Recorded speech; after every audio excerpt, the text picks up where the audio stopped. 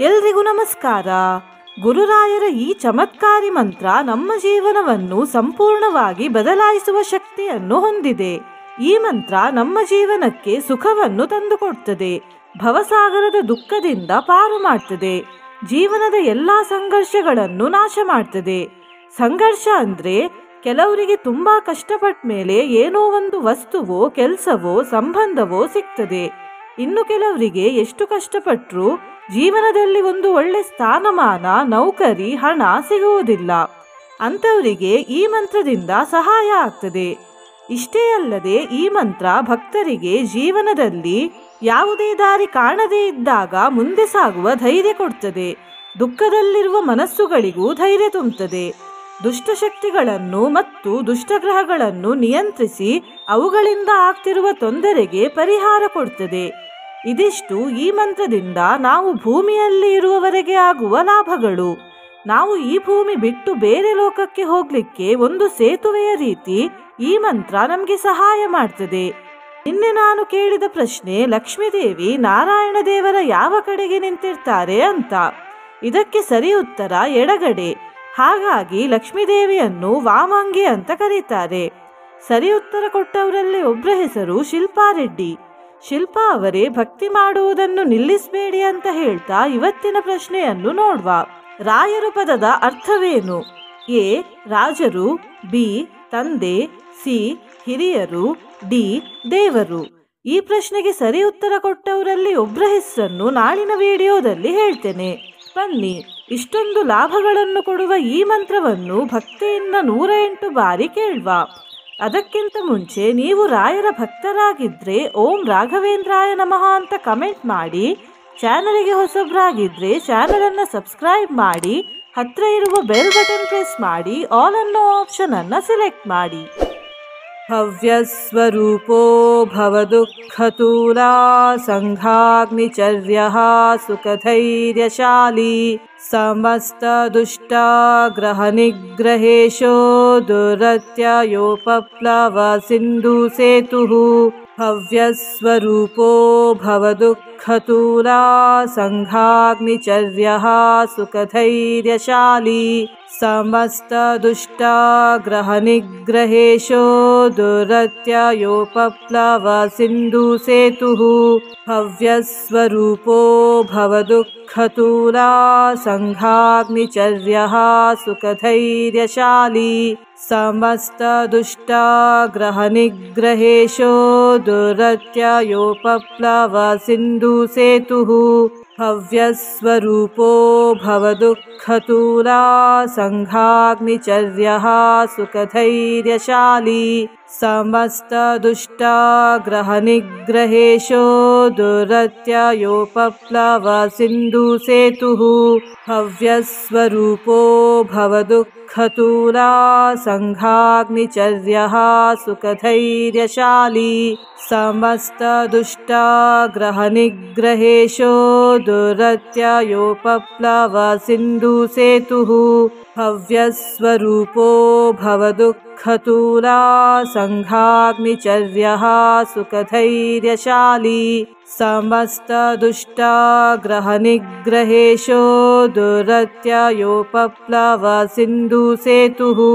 ಭವ್ಯಸ್ವರೂಪೋ ಭವದುಃಖತೂಲಾ ಸಂಘಾಗ್ನಿಚರ್ಯಃ ಸುಖಧೈರ್ಯಶಾಲಿ ಸಮಸ್ತ ದುಷ್ಟಾಗ್ರಹ ನಿಗ್ರಹೇಶೋ ದುರತ್ಯಯೋಪಪ್ಲವ ಸಿಂಧು ಸೇತುಃ. ಭವ್ಯಸ್ವರೂಪೋ ಭವದುಃಖತೂಲಾ ಸಂಘಾಗ್ನಿಚರ್ಯಃ ಸುಖಧೈರ್ಯಶಾಲಿ ಸಮಸ್ತ ದುಷ್ಟಾಗ್ರಹ ನಿಗ್ರಹೇಶೋ ದುರತ್ಯಯೋಪಪ್ಲವ ಸಿಂಧು ಸೇತುಃ. ಭವ್ಯಸ್ವರೂಪೋ ಭವದುಃಖತೂಲಾ ಸಂಘಾಗ್ನಿಚರ್ಯಃ ಸುಖಧೈರ್ಯಶಾಲಿ ಸಮಸ್ತ ದುಷ್ಟಾಗ್ರಹ ನಿಗ್ರಹೇಶೋ ದುರತ್ಯಯೋಪಪ್ಲವ ಸಿಂಧು ಸೇತುಃ. ಭವ್ಯಸ್ವರೂಪೋ ಭವದುಃಖತೂಲಾ ಸಂಘಾಗ್ನಿಚರ್ಯಃ ಸುಖಧೈರ್ಯಶಾಲಿ ಸಮಸ್ತ ದುಷ್ಟಾಗ್ರಹ ನಿಗ್ರಹೇಶೋ ದುರತ್ಯಯೋಪಪ್ಲವ ಸಿಂಧು ಸೇತುಃ. भव्यस्वरूपो भवदुःखतूला सङ्घाग्निचर्यः सुखधैर्यशाली समस्तदुष्टाग्रहनिग्रहेशो दुरत्ययोपप्लवसिन्धुसेतुः भव्यस्वरूपो भवदुःखतूला सङ्घाग्निचर्यः सुखधैर्यशाली समस्तदुष्टाग्रहनिग्रहेशो दुरत्ययोपप्लवसिन्धुसेतुः भव्यस्वरूपो भवदुःखतूला सङ्घाग्निचर्यः सुखधैर्यशाली समस्तदुष्टाग्रहनिग्रहेशो दुरत्ययोपप्लवसिन्धुसेतुः भव्यस्वरूपो भवदुःखतूला सङ्घाग्निचर्यः सुखधैर्यशाली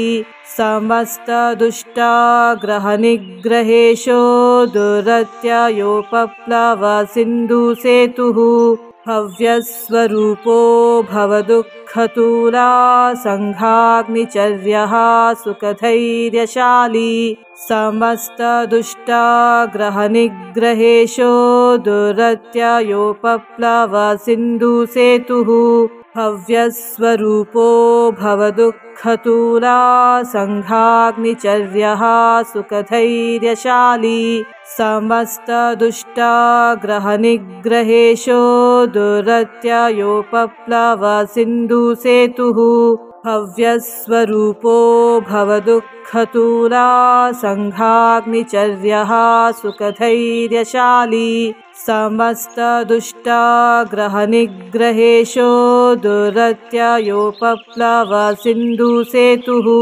भव्यस्वरूपो भवदुःखतूला सङ्घाग्निचर्यः सुखधैर्यशाली समस्तदुष्टाग्रहनिग्रहेशो दुरत्ययोपप्लवसिन्धुसेतुः भव्यस्वरूपो भवदुःखतूला सङ्घाग्निचर्यः सुखधैर्यशाली समस्तदुष्टाग्रहनिग्रहेशो दुरत्ययोपप्लवसिन्धुसेतुः भव्यस्वरूपो भवदुःखतूला सङ्घाग्निचर्यः सुखधैर्यशाली समस्तदुष्टाग्रहनिग्रहेशो दुरत्ययोपप्लवसिन्धुसेतुः भव्यस्वरूपो भवदुःखतूला सङ्घाग्निचर्यः सुखधैर्यशाली समस्तदुष्टाग्रहनिग्रहेशो दुरत्ययोपप्लवसिन्धुसेतुः भव्यस्वरूपो भवदुःखतूला सङ्घाग्निचर्यः सुखधैर्यशाली समस्तदुष्टाग्रहनिग्रहेशो दुरत्ययोपप्लवसिन्धुसेतुः भव्यस्वरूपो भवदुःखतूला सङ्घाग्निचर्यः सुखधैर्यशाली समस्तदुष्टाग्रहनिग्रहेशो दुरत्ययोपप्लवसिन्धुसेतुः भव्यस्वरूपो भवदुःखतूला सङ्घाग्निचर्यः सुखधैर्यशाली समस्तदुष्टाग्रहनिग्रहेशो दुरत्ययोपप्लवसिन्धुसेतुः भव्यस्वरूपो भवदुःखतूला सङ्घाग्निचर्यः सुखधैर्यशाली समस्तदुष्टाग्रहनिग्रहेशो दुरत्ययोपप्लवसिन्धुसेतुः भव्यस्वरूपो भवदुःखतूला सङ्घाग्निचर्यः सुखधैर्यशाली समस्तदुष्टाग्रहनिग्रहेशो दुरत्ययोपप्लवसिन्धुसेतुः भव्यस्वरूपो भवदुःखतूला सङ्घाग्निचर्यः सुखधैर्यशाली समस्तदुष्टाग्रहनिग्रहेशो दुरत्ययोपप्लवसिन्धुसेतुः हव्यस्वरूपो भवदुःखतूला संघाग्निचर्यः सुखधैर्यशाली समस्तदुष्टाग्रहनिग्रहेशो दुरत्ययोपप्लवसिन्धुसेतुः हव्यस्वरूपो भवदुःखतूला संघाग्निचर्यः सुखधैर्यशाली समस्तदुष्टाग्रहनिग्रहेशो दुरत्ययोपप्लवसिन्धुसेतुः हव्यस्वरूपो भवदुःखतूला संघाग्निचर्यः सुखधैर्यशाली समस्तदुष्टाग्रहनिग्रहेशो दुरत्ययोपप्लवसिन्धुसेतुः हव्यस्वरूपो भवदुःखतूला संघाग्निचर्यः सुखधैर्यशाली समस्तदुष्टाग्रहनिग्रहेशो दुरत्ययोपप्लवसिन्धुसेतुः हव्यस्वरूपो भवदुःखतूला संघाग्निचर्यः सुखधैर्यशाली समस्तदुष्टाग्रहनिग्रहेशो दुरत्ययोपप्लवसिन्धुसेतुः हव्यस्वरूपो भवदुःखतूला संघाग्निचर्यः सुखधैर्यशाली समस्तदुष्टाग्रहनिग्रहेशो दुरत्ययोपप्लवसिन्धुसेतुः हव्यस्वरूपो भवदुःखतूला संघाग्निचर्यः सुखधैर्यशाली समस्तदुष्टाग्रहनिग्रहेशो दुरत्ययोपप्लवसिन्धुसेतुः हव्यस्वरूपो भवदुःखतूला संघाग्निचर्यः सुखधैर्यशाली समस्तदुष्टाग्रहनिग्रहेशो दुरत्ययोपप्लवसिन्धुसेतुः हव्यस्वरूपो भवदुःखतूला संघाग्निचर्यः सुखधैर्यशाली समस्तदुष्टाग्रहनिग्रहेशो दुरत्ययोपप्लवसिन्धुसेतुः हव्यस्वरूपो भवदुःखतूला संघाग्निचर्यः सुखधैर्यशाली समस्तदुष्टाग्रहनिग्रहेशो दुरत्ययोपप्लवसिन्धुसेतुः हव्यस्वरूपो भवदुःखतूला संघाग्निचर्यः सुखधैर्यशाली समस्तदुष्टाग्रहनिग्रहेशो दुरत्ययोपप्लवसिन्धुसेतुः हव्यस्वरूपो भवदुःखतूला संघाग्निचर्यः सुखधैर्यशाली समस्तदुष्टाग्रहनिग्रहेशो दुरत्ययोपप्लवसिन्धुसेतुः हव्यस्वरूपो भवदुःखतूला संघाग्निचर्यः सुखधैर्यशाली समस्तदुष्टाग्रहनिग्रहेशो दुरत्ययोपप्लवसिन्धुसेतुः हव्यस्वरूपो भवदुःखतूला संघाग्निचर्यः सुखधैर्यशाली समस्तदुष्टाग्रहनिग्रहेशो दुरत्ययोपप्लवसिन्धुसेतुः हव्यस्वरूपो भवदुःखतूला संघाग्निचर्यः सुखधैर्यशाली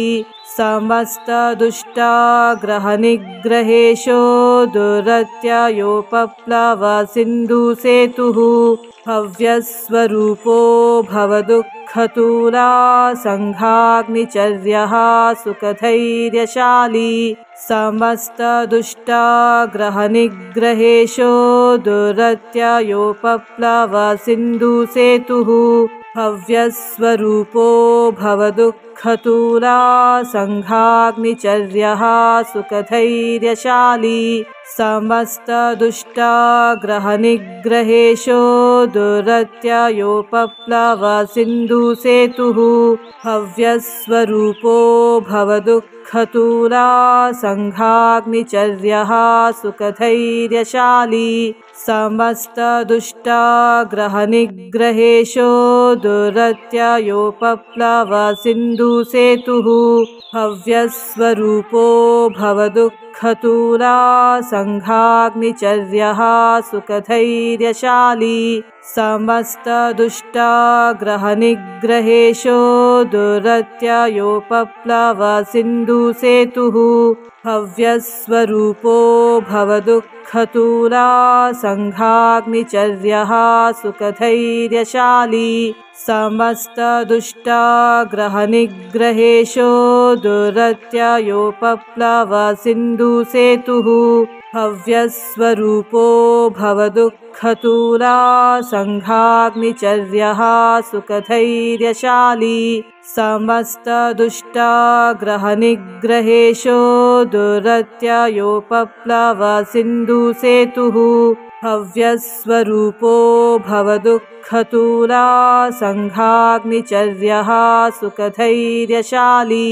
समस्तदुष्टाग्रहनिग्रहेशो दुरत्ययोपप्लवसिन्धुसेतुः हव्यस्वरूपो भवदुःखतूला सङ्घाग्निचर्यः सुखधैर्यशाली समस्तदुष्टाग्रहनिग्रहेशो दुरत्ययोपप्लवसिन्धुसेतुः हव्यस्वरूपो भवदुःखतूला सङ्घाग्निचर्यः सुखधैर्यशाली समस्तदुष्टाग्रहनिग्रहेशो दुरत्ययोपप्लवसिन्धुसेतुः हव्यस्वरूपो भवदुःखतूला सङ्घाग्निचर्यः सुखधैर्यशाली समस्तदुष्टाग्रहनिग्रहेशो दुरत्ययोपप्लवसिन्धुसेतुः हव्यस्वरूपो भवदुःखतूला सङ्घाग्निचर्यः सुखधैर्यशाली समस्तदुष्टाग्रहनिग्रहेशो दुरत्ययोपप्लवसिन्धुसेतुः हव्यस्वरूपो भवदुःखतूला सङ्घाग्निचर्यः सुखधैर्यशाली समस्तदुष्टाग्रहनिग्रहेशो दुरत्ययोपप्लवसिन्धुसेतुः हव्यस्वरूपो भवदुःखतूला सङ्घाग्निचर्यः सुखधैर्यशाली समस्तदुष्टाग्रहनिग्रहेशो दुरत्ययोपप्लवसिन्धुसेतुः हव्यस्वरूपो भवदुःखतूला सङ्घाग्निचर्यः सुखधैर्यशाली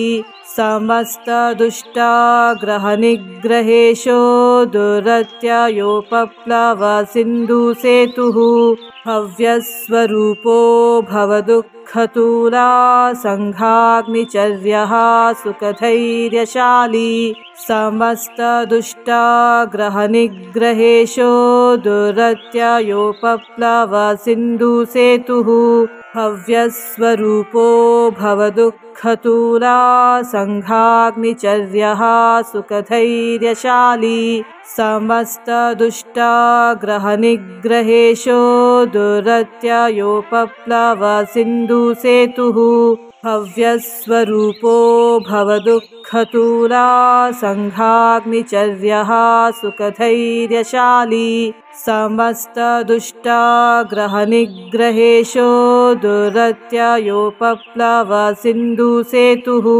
हव्यस्वरूपो भवदुःखतूला सङ्घाग्निचर्यः सुखधैर्यशाली समस्तदुष्टाग्रहनिग्रहेशो दुरत्ययोपप्लवसिन्धुसेतुः हव्यस्वरूपो भवदुःखतूला सङ्घाग्निचर्यः सुखधैर्यशाली समस्तदुष्टाग्रहनिग्रहेशो दुरत्ययोपप्लवसिन्धुसेतुः हव्यस्वरूपो भवदुःखतूला सङ्घाग्निचर्यः सुखधैर्यशाली समस्तदुष्टाग्रहनिग्रहेशो दुरत्ययोपप्लव सिन्धुसेतुः हव्यस्वरूपो भवदुःखतूला सङ्घाग्निचर्यः सुखधैर्यशाली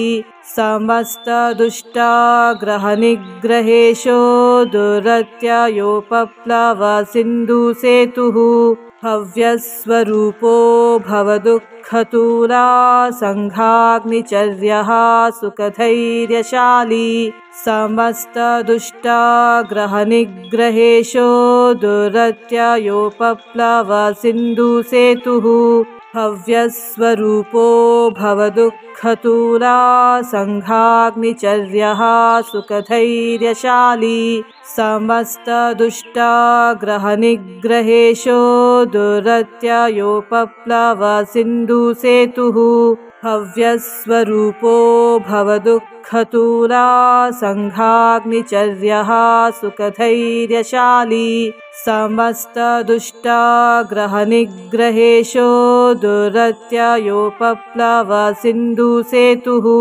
हव्यस्वरूपो भवदुःखतूला सङ्घाग्निचर्यः सुखधैर्यशाली समस्तदुष्टाग्रहनिग्रहेशो दुरत्ययोपप्लव सिन्धुसेतुः हव्यस्वरूपो भवदुःखतूला सङ्घाग्निचर्यः सुखधैर्यशाली समस्तदुष्टाग्रहनिग्रहेशो दुरत्ययोपप्लव सिन्धुसेतुः हव्यस्वरूपो भवदुःखतूला सङ्घाग्निचर्यः सुखधैर्यशाली समस्तदुष्टाग्रहनिग्रहेशो दुरत्ययोपप्लव सिन्धुसेतुः हव्यस्वरूपो भवदुःखतूला सङ्घाग्निचर्यः सुखधैर्यशाली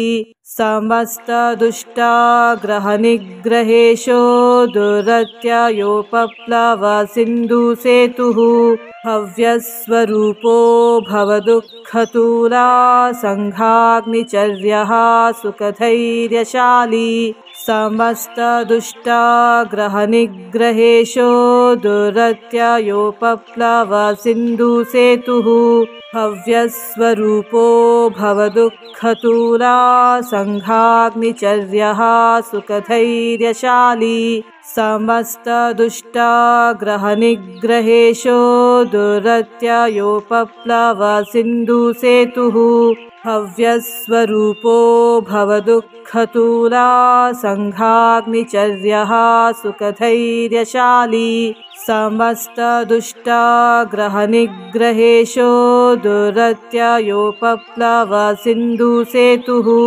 हव्यस्वरूपो भवदुःखतूला सङ्घाग्निचर्यः सुखधैर्यशाली समस्तदुष्टाग्रहनिग्रहेशो दुरत्ययोपप्लव सिन्धुसेतुः हव्यस्वरूपो भवदुःखतूला सङ्घाग्निचर्यः सुखधैर्यशाली समस्तदुष्टाग्रहनिग्रहेशो दुरत्ययोपप्लव सिन्धुसेतुः हव्यस्वरूपो भवदुःखतूला सङ्घाग्निचर्यः सुखधैर्यशाली समस्तदुष्टाग्रहनिग्रहेशो दुरत्ययोपप्लव सिन्धुसेतुः हव्यस्वरूपो भवदुःखतूला सङ्घाग्निचर्यः सुखधैर्यशाली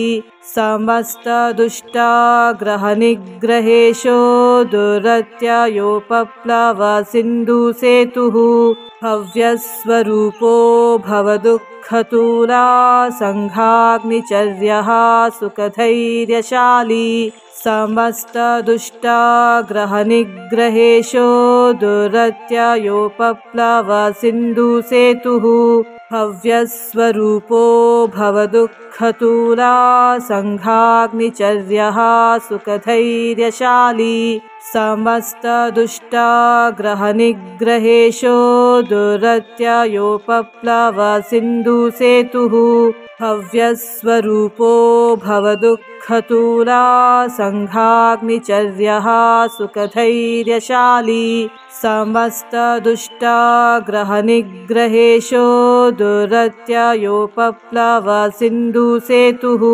हव्यस्वरूपो भवदुःखतूला संघाग्निचर्यः सुखधैर्यशाली समस्तदुष्टाग्रहनिग्रहेशो दुरत्ययोपप्लव सिन्धुसेतुः हव्यस्वरूपो भवदुःखतूला संघाग्निचर्यः सुखधैर्यशाली समस्तदुष्टाग्रहनिग्रहेशो दुरत्ययोपप्लव सिन्धुसेतुः हव्यस्वरूपो भवदुःखतूला संघाग्निचर्यः सुखधैर्यशाली समस्तदुष्टाग्रहनिग्रहेशो दुरत्ययोपप्लव सिन्धुसेतुः हव्यस्वरूपो भवदुःखतूला संघाग्निचर्यः सुखधैर्यशाली समस्तदुष्टाग्रहनिग्रहेशो दुरत्ययोपप्लव सिन्धुसेतुः हव्यस्वरूपो भवदुःखतूला संघाग्निचर्यः सुखधैर्यशाली समस्तदुष्टाग्रहनिग्रहेशो दुरत्ययोपप्लव सिन्धुसेतुः हव्यस्वरूपो भवदुःखतूला संघाग्निचर्यः सुखधैर्यशाली समस्तदुष्टाग्रहनिग्रहेशो दुरत्ययोपप्लव सिन्धुसेतुः हव्यस्वरूपो भवदुःखतूला संघाग्निचर्यः सुखधैर्यशाली समस्तदुष्टाग्रहनिग्रहेशो दुरत्ययोपप्लव सिन्धुसेतुः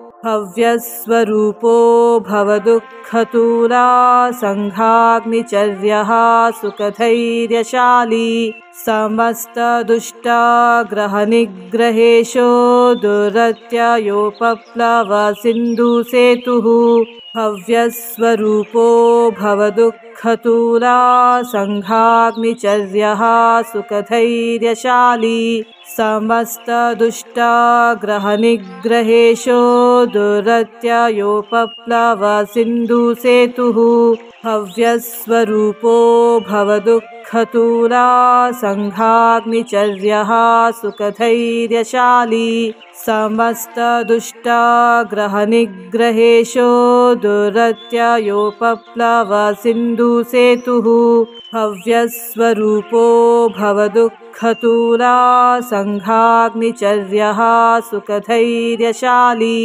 समस्तदुष्टाग्रहनिग्रहेशो दुरत्ययोपप्लव सिन्धुसेतुः हव्यस्वरूपो भवदुःखतूला संघाग्निचर्यः सुखधैर्यशाली समस्तदुष्टाग्रहनिग्रहेशो दुरत्ययोपप्लव सिन्धुसेतुः हव्यस्वरूपो भवदुःखतूला संघाग्निचर्यः सुखधैर्यशाली समस्तदुष्टाग्रहनिग्रहेशो दुरत्ययोपप्लव सिन्धुसेतुः हव्यस्वरूपो भवदुःखतूला संघाग्निचर्यः सुखधैर्यशाली समस्तदुष्टाग्रहनिग्रहेशो दुरत्ययोपप्लव सिन्धुसेतुः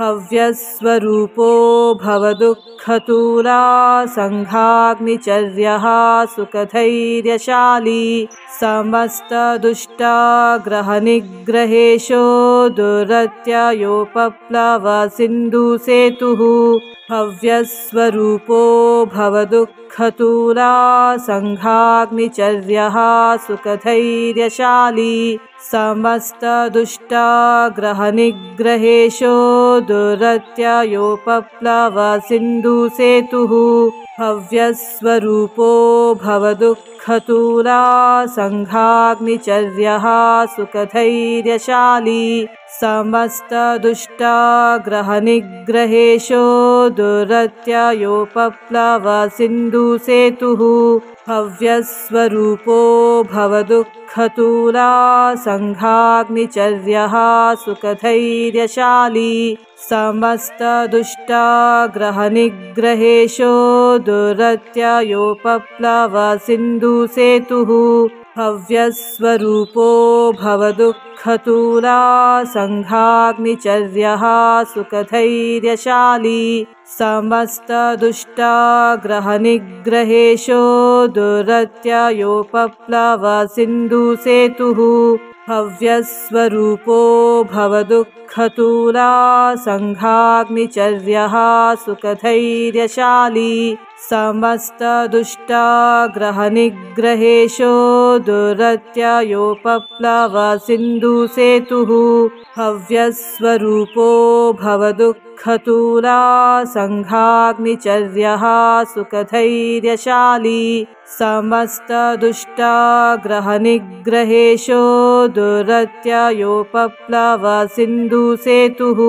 भव्यस्वरूपो भवदुःखतूला सङ्घाग्निचर्यः सुखधैर्यशाली समस्तदुष्टाग्रहनिग्रहेशो दुरत्ययोपप्लवसिन्धुसेतुः भव्यस्वरूपो भवदुःखतूला सङ्घाग्निचर्यः सुखधैर्यशाली समस्तदुष्टाग्रहनिग्रहेशो दुरत्ययोपप्लवसिन्धुसेतुः भव्यस्वरूपो भवदुःखतूला सङ्घाग्निचर्यः सुखधैर्यशाली समस्तदुष्टाग्रहनिग्रहेशो दुरत्ययोपप्लवसिन्धुसेतुः भव्यस्वरूपो भवदुःखतूला सङ्घाग्निचर्यः सुखधैर्यशाली समस्तदुष्टाग्रहनिग्रहेशो दुरत्ययोपप्लवसिन्धुसेतुः भव्यस्वरूपो भवदुःखतूला सङ्घाग्निचर्यः सुखधैर्यशाली समस्तदुष्टाग्रहनिग्रहेशो दुरत्ययोपप्लवसिन्धुसेतुः भव्यस्वरूपो भवदुःखतूला सङ्घाग्निचर्यः सुखधैर्यशाली समस्तदुष्टाग्रहनिग्रहेशो दुरत्ययोपप्लवसिन्धुसेतुः भव्यस्वरूपो भवदुःखतूला सङ्घाग्निचर्यः सुखधैर्यशाली समस्तदुष्टाग्रहनिग्रहेशो दुरत्ययोपप्लवसिन्धुसेतुः। ಧನ್ಯವಾದಗಳು.